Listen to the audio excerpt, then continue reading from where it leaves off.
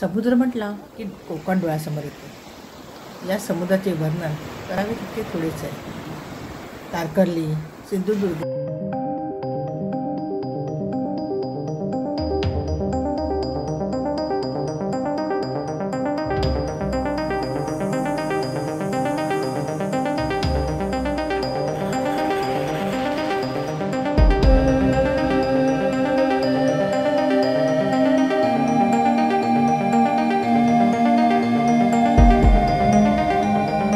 तसे मोठे तालुक्याचे ठिकाण आहे। वेंगुर्ल्यात एंट्री केल्यानंतर अनेक पर्यटन स्थळांना तुम्हाला भेट देता येईल। आज आपण पाहणार आहोत सागरेश्वर मंदिर आणि सांगरेश्वर बीच। सागरेश्वर मंदिर हे नावाप्रमाणेच सागराचा ईश्वर या नावाने ओळखले जाते। वेंगुर्ल्यातील सागरेश्वर बीच हे प्रसिद्ध पर्यटन स्थळ आहे।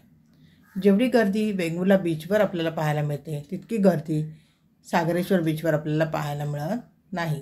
त्यामुळेच तिथे अतिशय शांत नितळ पाणी, स्वच्छता, सोनेरी वाळू आणि छोट्या छोट्या टेकड्यांचं दर्शन आपल्याला घडतं। सागरेश्वर बीचवर लांब लांबपर्यंत विहार करणाऱ्या नौकांवर आपसुकच आपली नजर जाते। कधी कधी डॉल्फिनचे दर्शन देखील क्षणात होऊन जाते।